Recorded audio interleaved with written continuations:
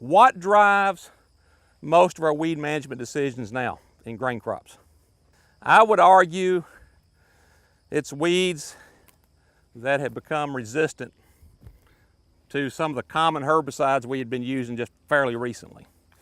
Herbicide-resistant weeds has not gone away, and it keeps ratcheting up. In fact, I got off the phone just a moment ago from a guy. He said, "I've got water hemp, what do I do?" School's over for this year, as many of you know. It's over with for this year.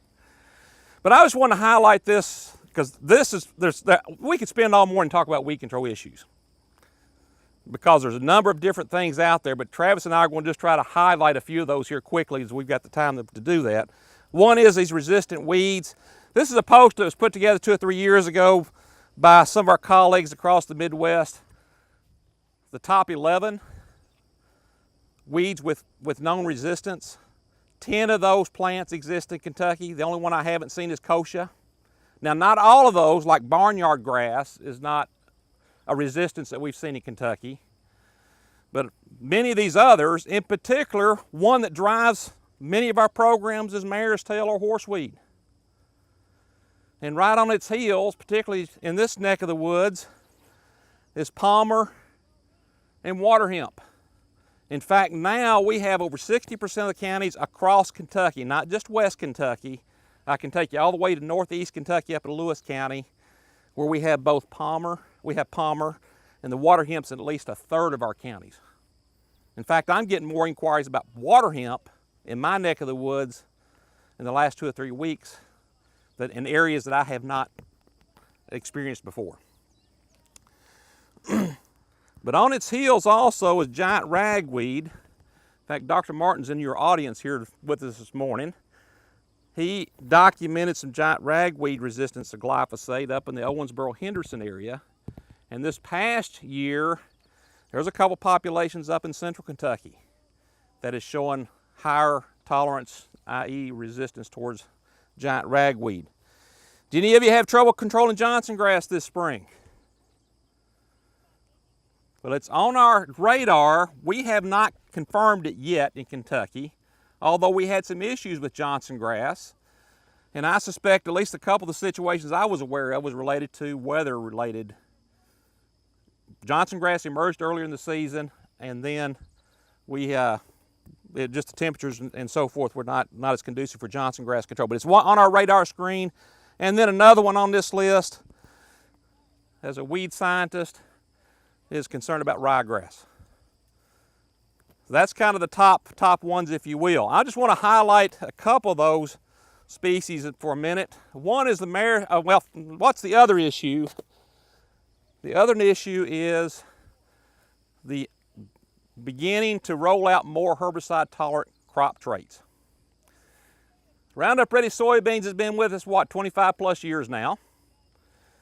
Behind it was Liberty Link soybeans. And for the first time this season, of course the beans were available last year, now the Roundup Ready 2 Extend soybeans are available to us.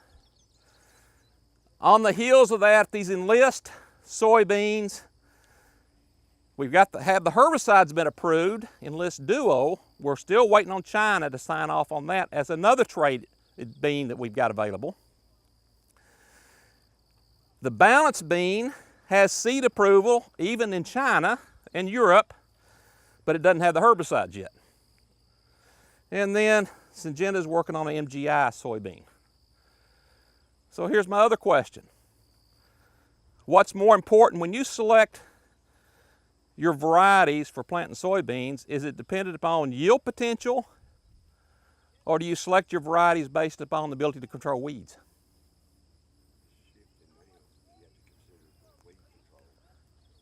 You consider the weed control? I think so.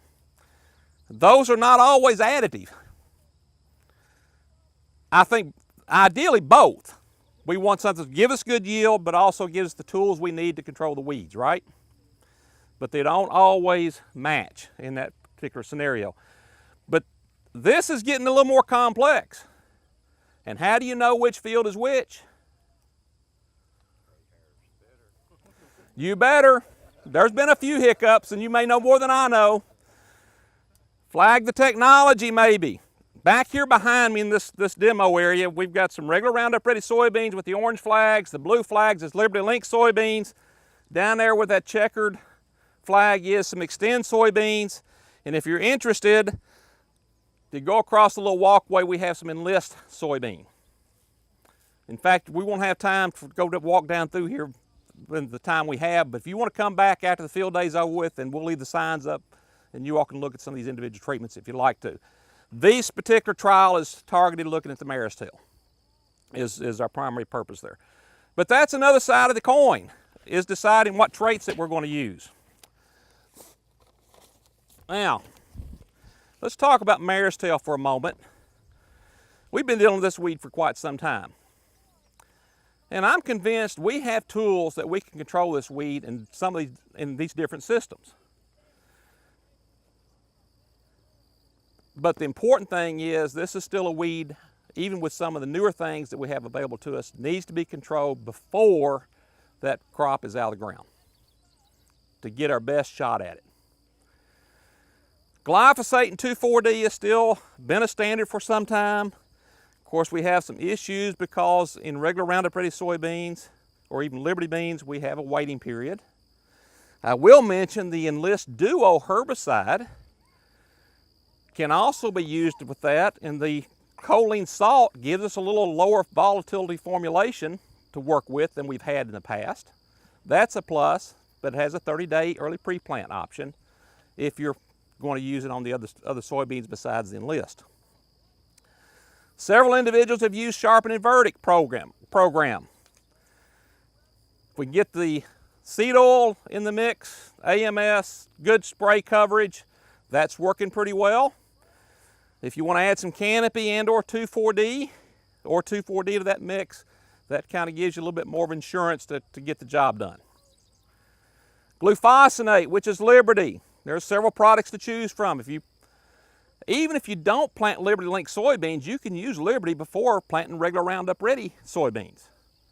But by using a Liberty Link variety, you do have the opportunity to come back over the top if you need to. Now the thing about Liberty, if you look real close in here, Liberty has some weaknesses on grasses and some of the other broadleaf weeds. It's by itself is not a complete program. We have to add other herbicides in the mix. And then we have now the dicamba, particularly if you're planting the Roundup Ready Extend soybeans, using those products that are registered and approved for those particular uses gives us another tool in the toolbox to deal with that. What about the palmer and the water hemp?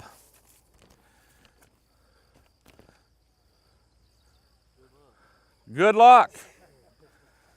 Now we've had some trials the last couple summers of looking at this in a couple locations this year.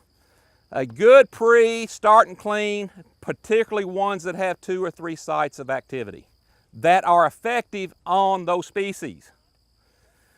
Things like Intimidator, Fierce XLT, Trivents are 3-ways. Have 3 different sites of activity, particularly herbicides that have these group 15 herbicides with them. Seems to be working some of the better treatments in combinations. And then be timely post-emergence. Prefix and or Cobra. You got to be timely if it's not PPO resistant. And that's getting to be part of a concern in that regard. Of course, we plant Liberty Link soybeans, we can use Liberty. If we got Extend soybeans, we can use the dicamba products. And most of us talk about stacking more residual in the equation with your post-application, which is fine, and it needs to be considered, but at the same time, you got to think about not overdoing the total active in which you started with your pre-program in that mix. And I was in a field yesterday where they had actually made 2 applications, a prefix, made a Flexstar XTIL GT treatment followed by prefix. I hope he's not going to plant corn there next year. So we got to start thinking about these other parameters when we think about the mix of those things.